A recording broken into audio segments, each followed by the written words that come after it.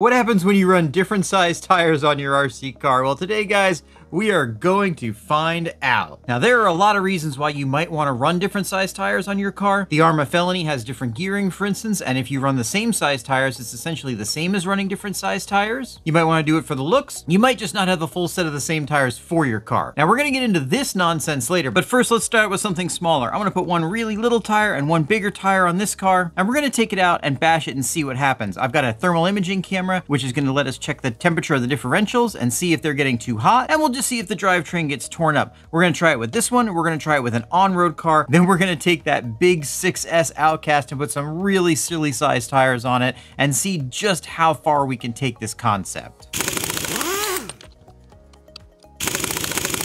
Let me know down in the comments what your theory is on this. Do you think these vehicles are going to survive? If so, which ones will and which ones won't? All right, let's go test this out.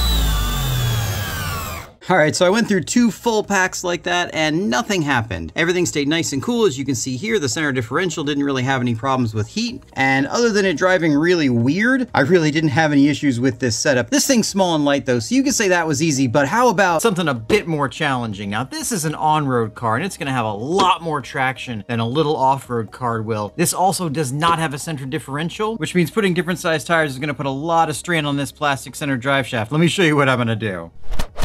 We're going to be running these great big ridiculous off-road tires on the rear. I can't even put the body on this thing with these on here, so I'm going to have to run it with the body off. But if running different size tires is going to break something, I think it's going to break this. Let's go find out.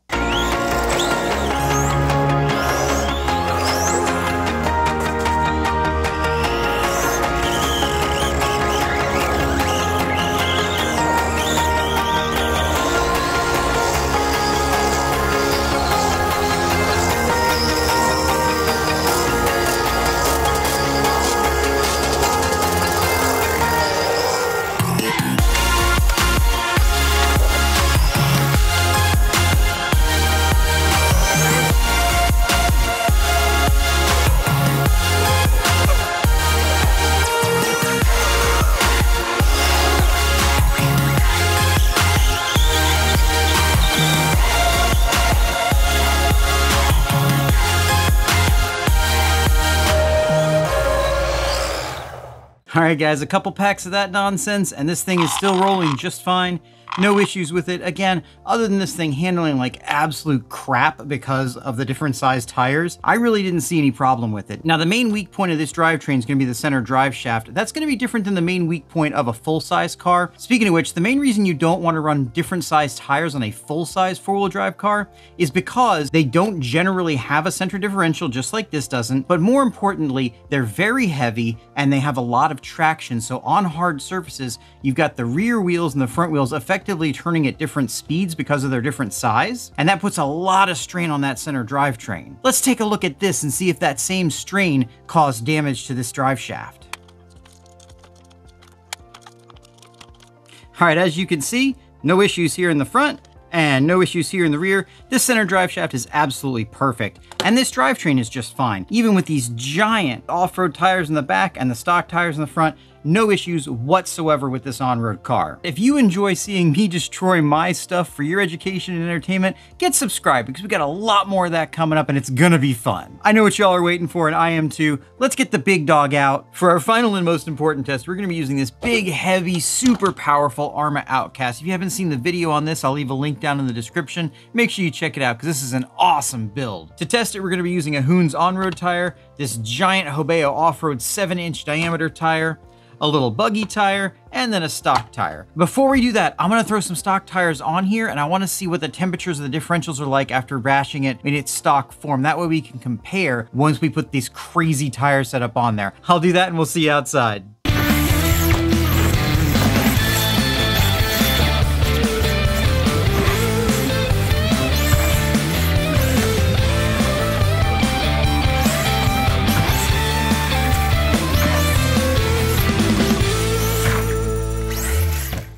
All right, so these are the temperatures after a pack of moderately hard bashing on these stock tires, and it might come as a surprise to you to see that the center differential is actually the hottest thing in this car. This is a little bit of foreshadowing to what I think the end result's going to be with this tire test, but there's only one way to find out.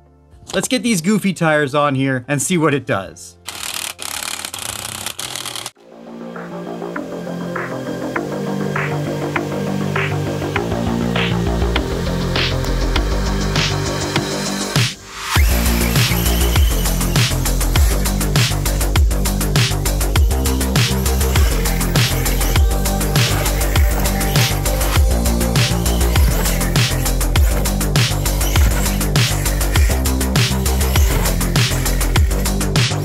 Let's put both small tires in the front, see if we can get some more traction. All right, let's see how that does. Ah, better traction.